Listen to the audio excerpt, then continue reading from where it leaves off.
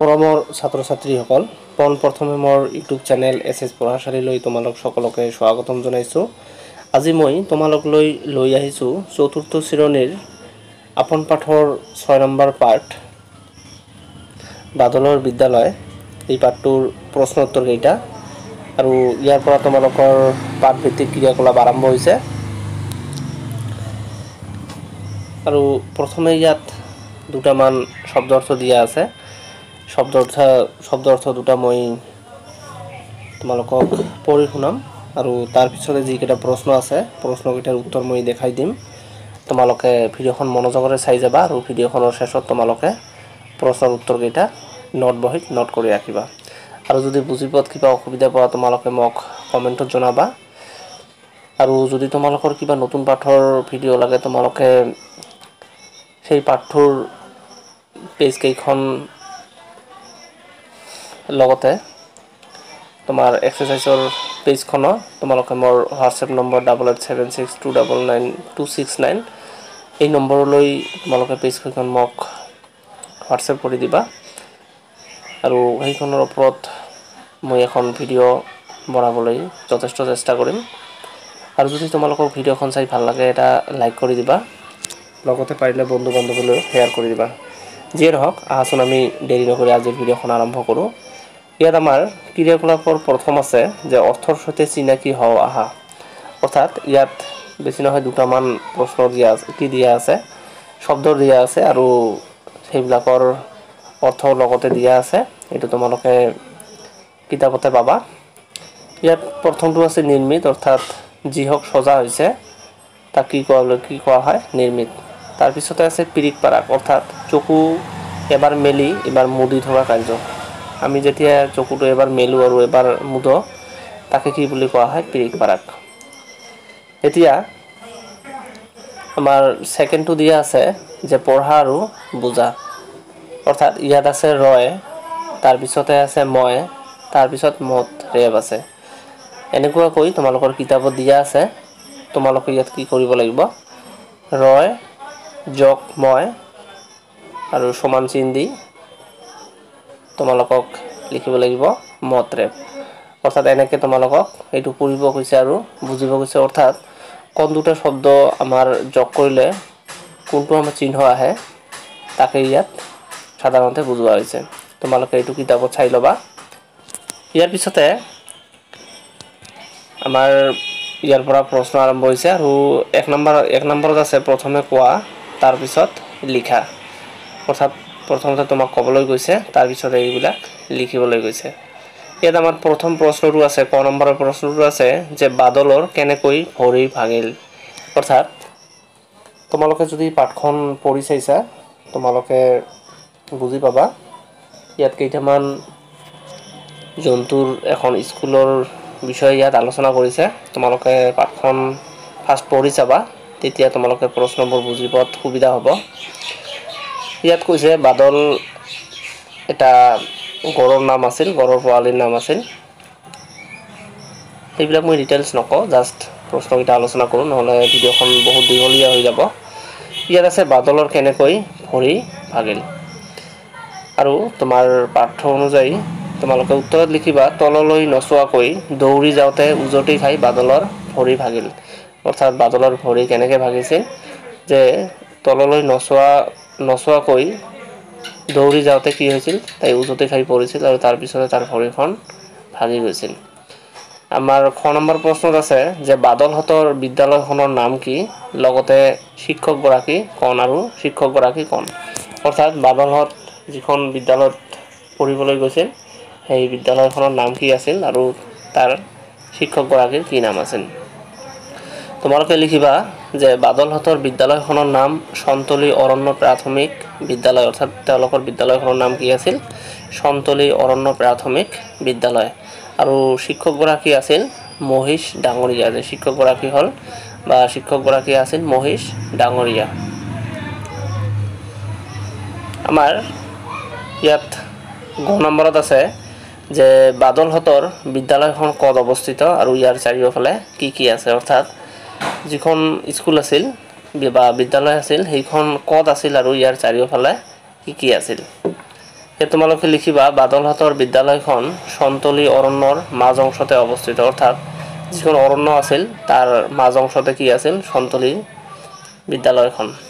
অৰ্থাৎ তেওঁলোকৰ বিদ্যালয়খন কোন আছিল? সেই অৰণ্যখনৰ মাজ অংশতে অৱস্থিত আছিল।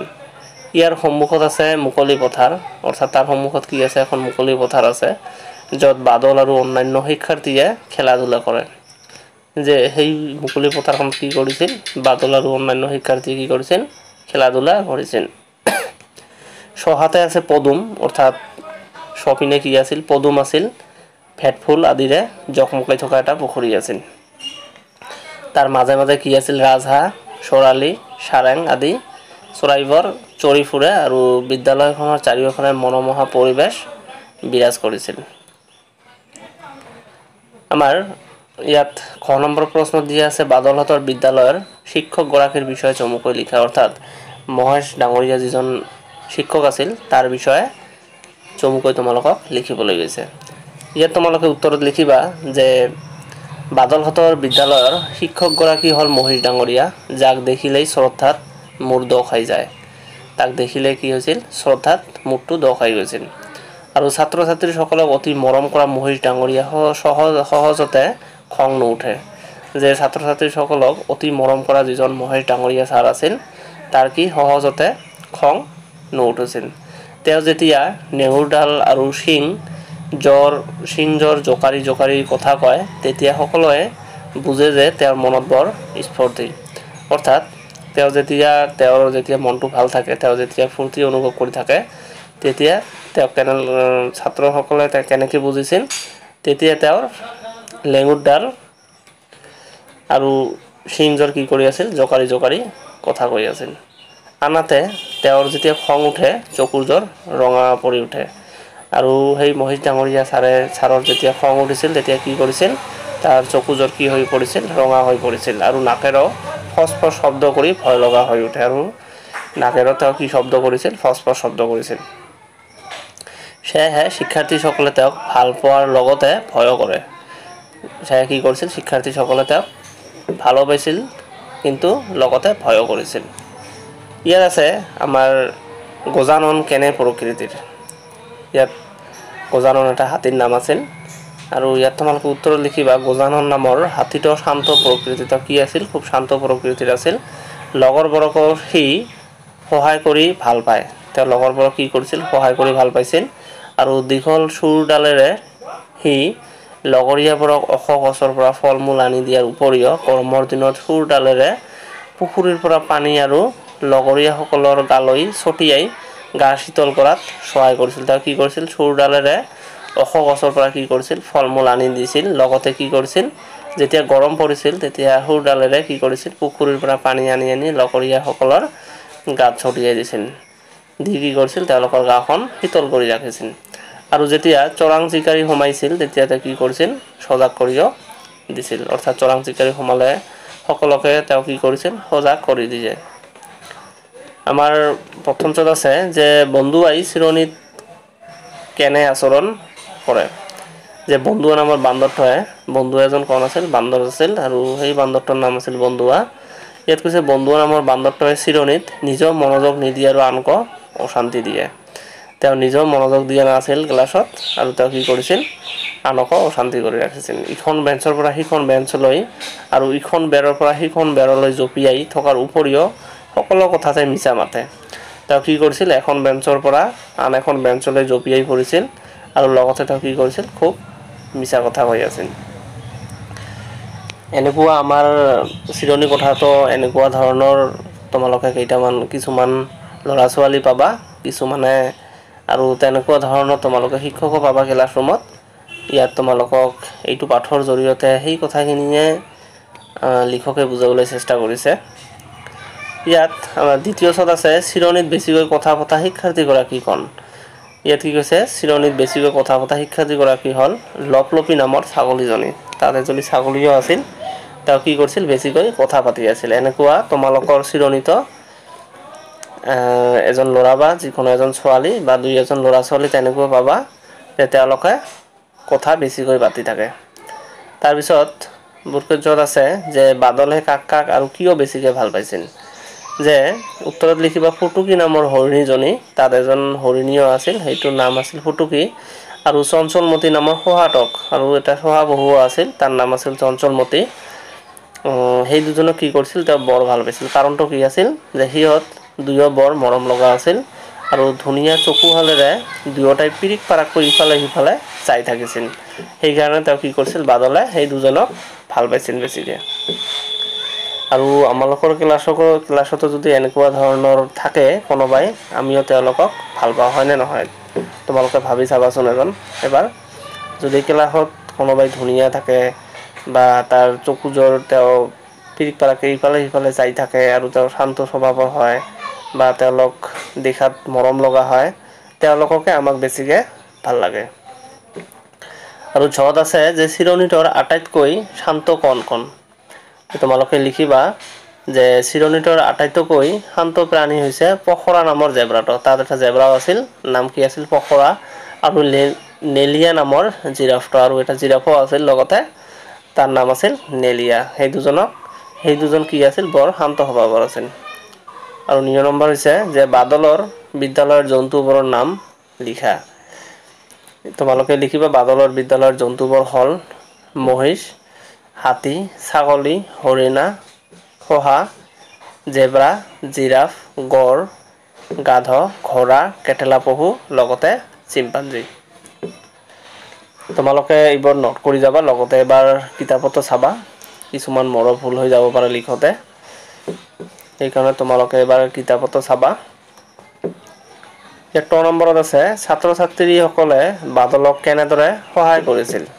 অৰ্থাৎ ছাত্ৰ ছাত্ৰীসকলে বাদলক কেনেদৰে সহায় কৰিছিল সেইটোৱে লিখিবলৈ গৈছে। তোমালোকে উত্তৰত লিখিবা যে ছাত্ৰ ছাত্ৰীসকলে বাদলৰ বাবে হাতে হাতে ঘাঁহ বন, ফল মূল আদি লৈ আহিছিল। ছাত্ৰ ছাত্ৰীসকলে কি কৰিছিল, বাদলৰ কাৰণে কি কৰিছিল, হাতে হাতে ঘাঁহ বন আৰু ফল মূল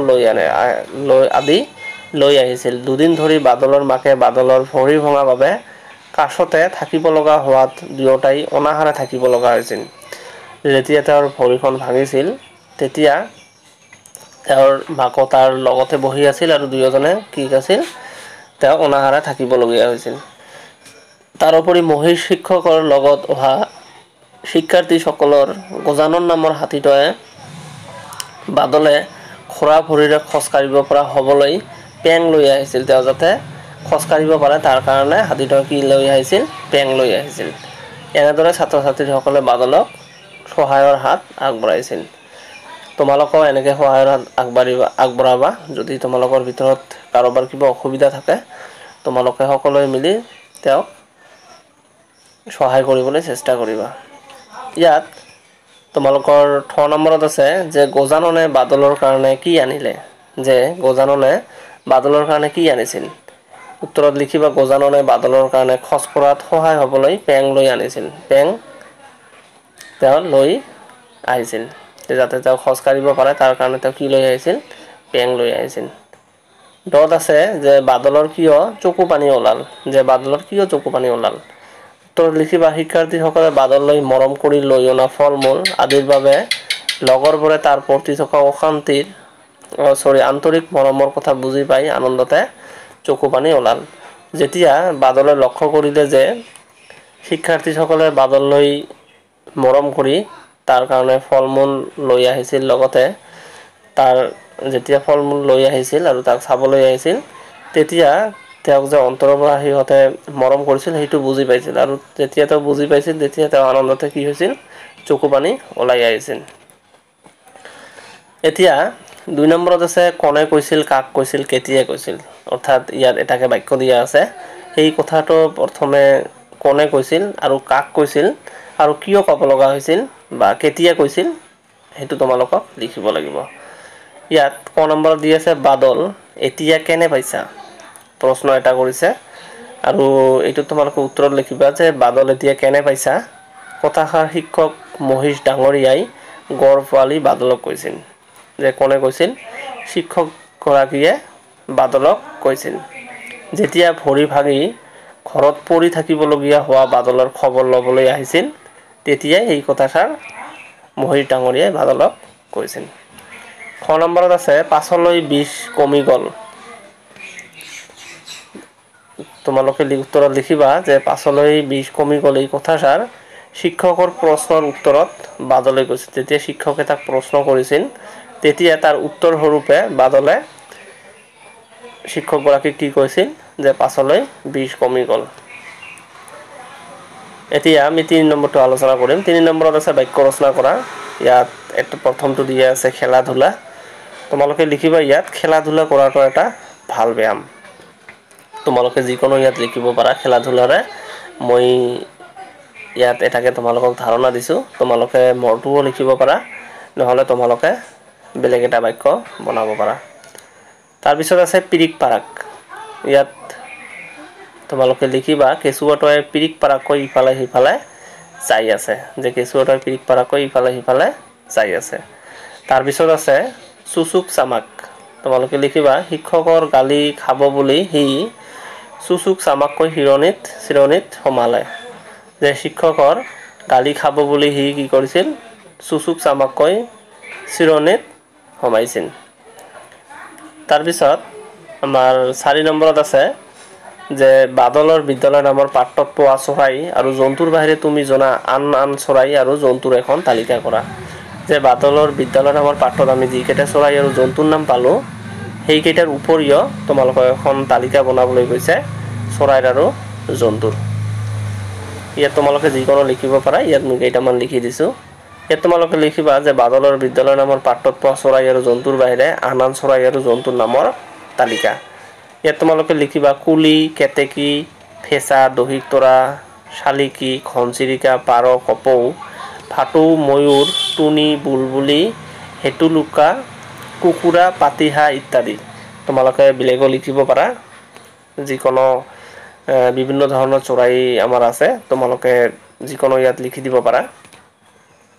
তাৰপিছত আমাৰ জন্তুৰ ভিতৰত হৈছে কুকুৰ, শিয়াল, মেকুৰী, জহামাল, কেৰ্কেটুৱা, নেউল, বাঘ, সিংহ, বান্দৰ ইত্যাদি। তোমালোকে এইটোও বেলেগ জন্তুৰ নাম লিখিব পাৰা। তাৰপিছত আমাৰ 5 নম্বৰত আছে বুজা আৰু লিখা। প্ৰথমটো আমাক দিয়া আছে এটা কিতাপত দিয়া আছে স্কুল বিদ্যালয় অৰ্থাৎ স্কুলক আৰু এটা নাম আমি কিহেৰে জানো বিদ্যালয়। সেইদৰে শিক্ষাৰ্থী আমাৰ বিদ্যাৰ্থী একে বস্তু। শিক্ষাৰ্থী যাক কোৱা হয় বিদ্যাৰ্থীও তাকে কোৱা হয়। পদুম, পদ্ম, ভেট, কুমুদ, শীতল, ঠাণ্ডা, চকুপানী, চকুলো। তাৰপিছত আমাৰ 6 নম্বৰত আছে পঢ়া আৰু লিখা। ইয়াত এটা কিতাপত দিয়া আছে দুদিন যোগ ইয়া এইটো আমাৰ হ'ব দুদিনীয়া। সেইদৰে ভকত যোগ ইয়াটো আমাৰ হ'ব ভকতীয়া আৰু লঘন যোগ ইয়াটো আমাৰ হ'ব লঘনীয়া। 7 নম্বৰত আছে পঢ়া বুজা আৰু নতুনকৈ শব্দ গঠন কৰা। ইয়াত প্ৰথমটো দিয়া আছে তন্ময়, এইটো হ'ব তন্ময়তা আৰু সৰলটো হ'ব সৰলতা, সাধুটো হ'ব সাধুতা, অসতটো আমাৰ অসততা, কৰুণটো হ'ব কৰুণতা। 8ত আছে উপযুক্ত শব্দ বহুৱাই খালী ঠাই পূৰ কৰা। ইয়াত আমাৰ খালী ঠাই দিয়া আছে আৰু তাৰ ওপৰত কেইটামান শব্দ দিয়া আছে সেইবোৰ ব্যৱহাৰ কৰি তোমালোকে খালী ঠাই কেইটা পূৰ কৰিব লাগিব। কত আছে চিৰণী কোঠাত বহি ল'ৰাটোৱে ডেছকৈ ইফালে সিফালে চাই আছে, এইটো হ'ব পিৰিক পাৰাকৈ ইফালে সিফালে চাই আছে। খত আছে ছোৱালীজনীয়ে খোজ কাঢ়োতে ভৰিত পিন্ধা জুনুকাজৰ ডেছকৈ বাজি আছে অৰ্থাৎ জুনুক জুনুককৈ বাজি আছে। গত আছে কণমানিটোৱে ডেছ খোজকাঢ়ি আছে, এইটো হ'ব থুপুক থাপাককৈ। ঘত আছে কেঁচুৱাটোৰ ডেছকৈ মাত ওলাইছে অৰ্থাৎ থুনুক থানাককৈ মাত ওলাইছে। আৰু 9 নম্বৰ আছে মানুহজনে মতাত ছোৱালীজনী ডেছকৈ আগবাঢ়ি আছিল, ইয়াত হ'ব চুচুক চামাককৈ আগবাঢ়ি আহিল। 9 দিয়া আছে পঢ়া আৰু বুজা।